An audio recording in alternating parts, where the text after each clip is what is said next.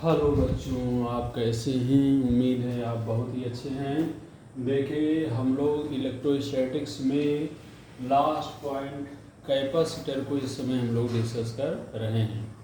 देखिए, इसमें एक दो क्वेश्चन आज आपको हम प्रीवियस ईयर का कराते हैं जो कि नीट और आईआईटी मेन पर बेस्ड है।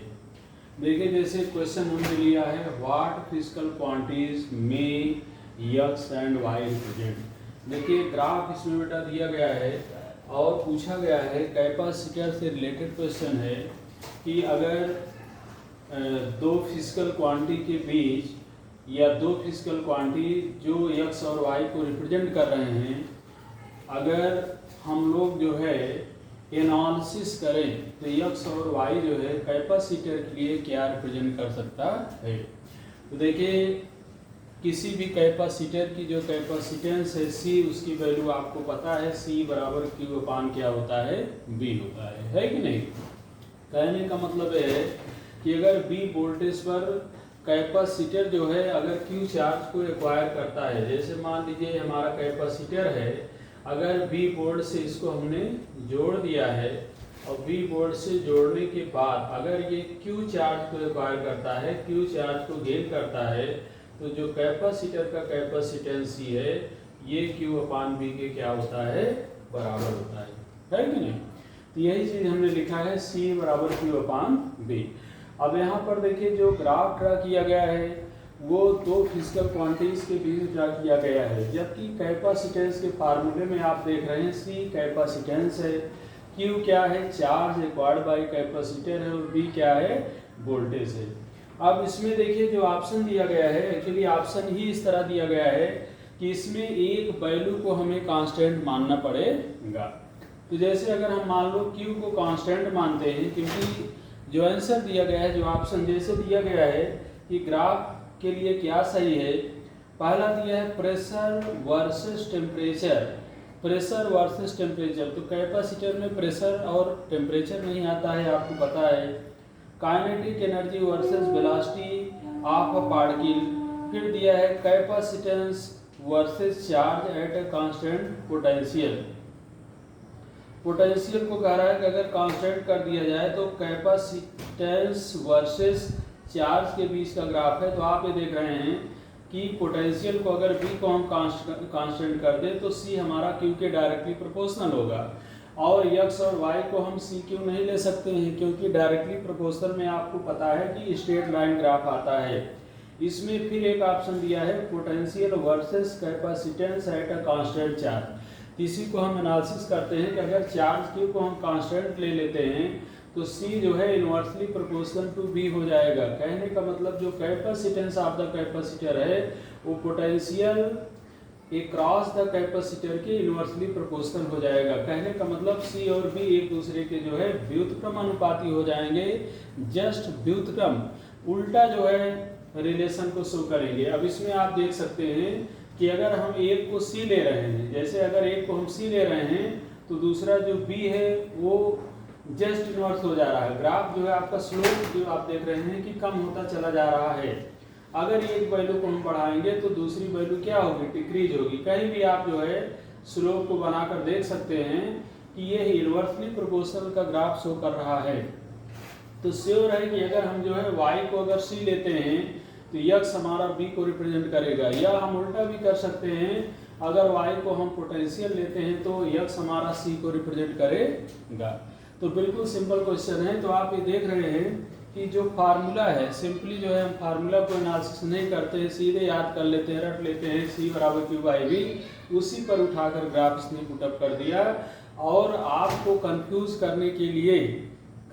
करने के लिए जो है ग्राफ यानी फार्मूले को एनालिसिस या एनालाइज कर दिया।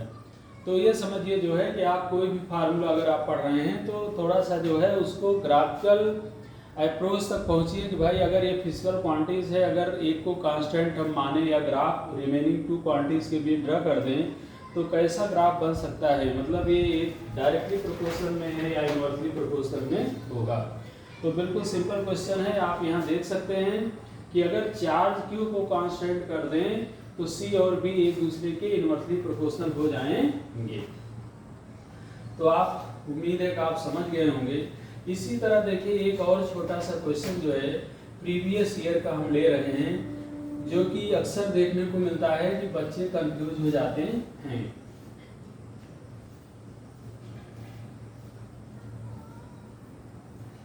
क्वेश्चन को हम रीड कर रहे हैं, आप लगभग हर राइटर की बुक में क्वेश्चन आप देख पाएंगे जो है कि छोटा सा क्वेश्चन है, दिया रहता है। जैसे क्वेश्चन दिया है n drops of mercury of equal radii, mercury के n ड्रॉप हैं और सबकी रेडियस इक्वल है, and possessing equal charges combined to form of big spherical drop, और सबके जो चार्ज है वो भी समान है कि नहीं? सबके चार्ज क्या है? समान है। तो देखिए n drops of mercury of equal radii, देखिए क्वेश्चन को हम यहाँ पर लिख दे रहे हैं n ड्रॉप्स, देखिए n ड्रॉप है, इसके छोटे छोटे n ड्रॉप हैं। पहले देखिए ऐसे समझ लीजिए, देखिए n ड्रॉप हैं, n ड्रॉप्स है और सबकी रेडियाई क्या है? समान है। देखिए n ड्रॉप्स हैं और सबकी रेडियाई क्या है? समान है। रेडियाई समान, अगर एक की रेडियस हम r लेते हैं तो सबकी रेडियाई क्या है? समान है। Equal radii and possessing equal charges, charge भी इन पर समान है, चार्ज भी इन पर क्या है? समान है। अगर एक पर हम चार्ज q लेते हैं तो बाकी सब पर भी चार्ज q है। और इसको कह रहा है कि इसको कंबाइन करना है, इसको क्या करना है? कंबाइन करना है, और कंबाइन करके एक बड़ा ड्रॉप बनाना है। इसको देखिए हम स्मॉल r ले लेते हैं, क्योंकि ये ड्रॉप जो है आपको जो है कंबाइन करना है, और इस पर जो चार्ज या नीच है उसको हमने स्मॉल q ले लिया है, और इसको एक बड़ा ड्रॉप बनाना है जिसकी रेडियस हम मान लेते हैं r है, और जिस पर चार्ज क्या हम लेते हैं? कैपिटल Q है। फिर समझिए, कह रहा है n drops of mercury of equal radii, n drops of mercury, Hg की बात कर रहा है, mercury of equal radii, of equal radii and pushing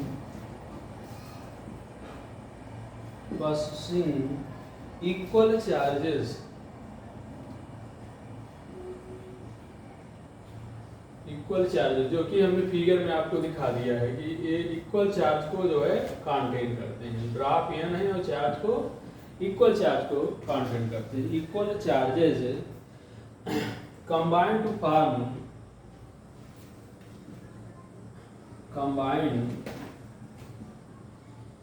form a big spherical drop, a big spherical drop,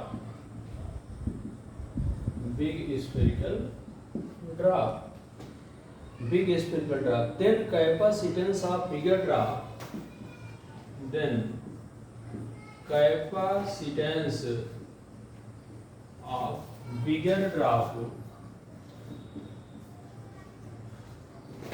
capacitance of bigger drop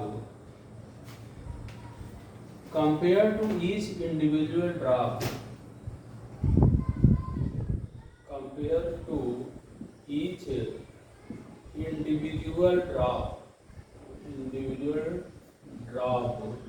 each कर रहा है n times, ऐसे दिया है, देखिए कर रहा है n टाइम्स होगा n पावर 2/3 टाइम्स, कर रहा है n पावर 2/3 टाइम्स होगा।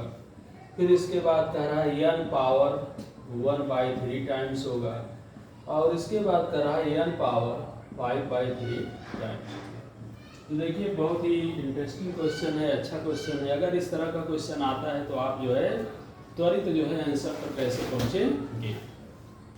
देखिए यहाँ पर फिर समझिए n ड्रॉप हैं छोटे छोटे, जिनकी रेडियस r हमने ले लिया है, और हर पर चार्ज जो है, प्रत्येक पर चार्ज जो है q है। कह रहा है इसको आपस में जोड़ा गया, सबको आपस में देखिए ड्रॉप को मिलाया गया, मिलाकर एक बड़ा ड्रॉप बना दिया गया। कह रहा है then capacitance of bigger drop compare to the each individual drop.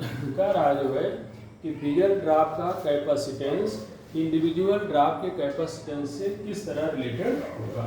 तो देखिए आपको पता है कि अगर मान लीजिए कोई भी स्फेरिकल ड्रॉप है उसका कैपेसिटेंस जो होता है वो कितना होता है। जैसे बिगर ड्रॉप है, इसके कैपेसिटेंस की बात किया जाए, ये देखिए सी बिग, ये देखिए हो जाएगा 4 पाई एप्सिलॉन नॉट इंटू क्या आ जाएगा आर।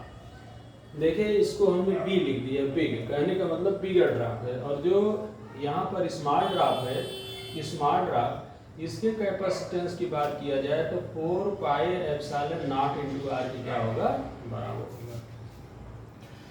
अब यहाँ पर देखिए क्वेश्चन इस तरह कहा है कि जो बिगर ड्रॉप का कैपेसिटेंस है वो स्मॉलर ड्रॉप के कैपेसिटेंस के, और वो भी एक इंडिविजुअल सिंगल के, किस तरह जो है वो रिलेटेड होगा। तो सीधे जो है आपसे पूछा गया है C B divided by C S का रेशियो। सी बी का मतलब capacitance of bigger, C S का मतलब कैपेसिटेंस ऑफ स्मॉल। तो देखिए सीधे वैल्यू पुट कर दो, 4 pi epsilon nought R divided by C S का मतलब हो जाएगा 4 pi epsilon nought into R. ये देखिए ये तो कैंसिल हो गया, कितना हो जाएगा भाई, आर डिवाइडेड बाई क्या हो जाएगा, आर हो जाएगा, है कि नहीं। अब भाई एक चीज़ देखिए, अब हम लोगों को देखना है कि जो इनकी रेडियाई जो रेडियस है उसमें क्या रिलेशन होगा।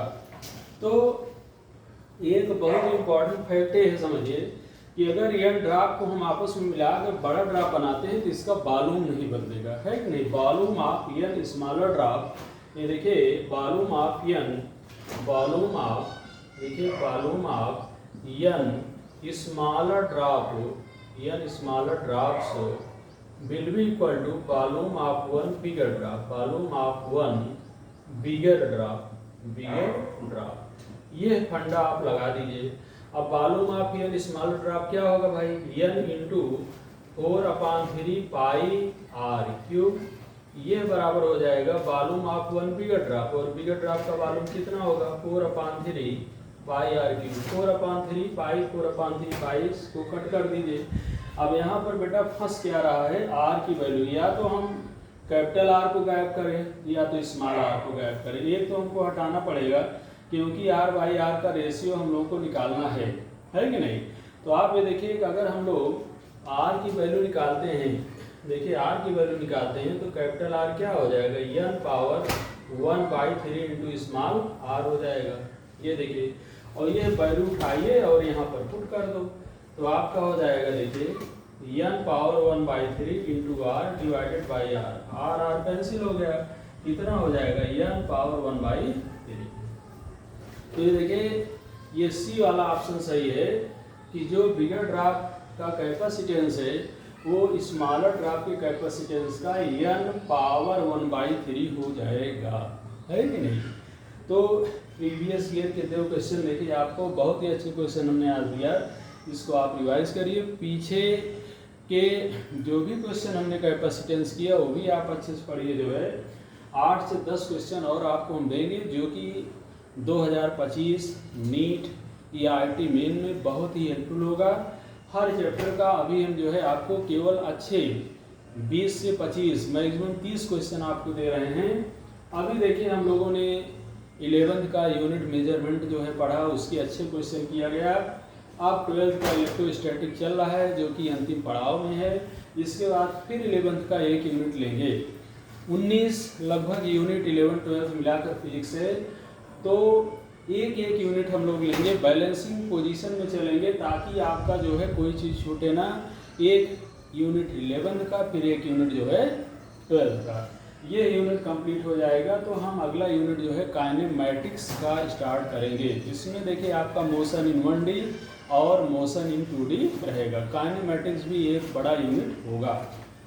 तो पहले आप जो है अच्छे से कैपेसिटर को कर लीजिए, क्योंकि कम से कम एक क्वेश्चन आपको मिलेगा। 3 क्वेश्चन का वेटेज 3 से 4 क्वेश्चन का इस चैप्टर का रहता है। इलेक्ट्रोस्टैटिक हमारा बड़ा जो है चैप्टर है, जिसमें इलेक्ट्रिक चार्ज है, फील्ड है, पोटेंशियल और कैपेसिटर जो है इंक्लूड होता है। ठीक है, तो ये दोनों क्वेश्चन आज आप करिए। कोई भी प्रॉब्लम हो तो आप हमको बताइए। ज़्यादा से ज़्यादा लोग जो है हमारे ट्यूटोरियल से जुड़िए, जो है हमारे ग्रुप से जोड़िए, लाइक करिए और मित्रों को जोड़िए, ताकि जो है आपको ज़्यादा से ज़्यादा क्वेश्चन अगले साल के लिए जो है अभी एक टारगेट लेकर हम लोग चल रहे हैं।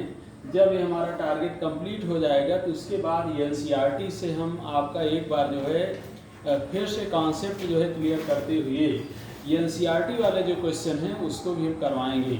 लेकिन अभी केवल हम इस सीरीज में प्रीवियस ईयर क्वेश्चन ही ले रहे हैं, इसलिए जो है आप एनसीईआरटी का जो कॉन्सेप्ट है और विशेषकर हर चैप्टर के लास्ट में जो भी 10-15 पॉइंट कॉन्सेप्ट से रिलेटेड दिए गए हैं उसको आप ज़रूर रिवाइज कर डालिए, याद कर डालिए। अगर उसमें कोई प्रॉब्लम आए तब आप चैप्टर के अंदर जाइए, नहीं तो कम से कम नीट के लिए तो सफिशिएंट है कि लास्ट में जो एक तरह से हाईलाइटेड जो कॉन्सेप्ट दिए हैं उसको आप ज़रूर रिवाइज कर डालिए क्वेश्चन को करने के पहले। तो आज ये दोनों क्वेश्चन आप देखिए, अगले टर्म पर फिर आपको 2 से 3 क्वेश्चन हम देंगे।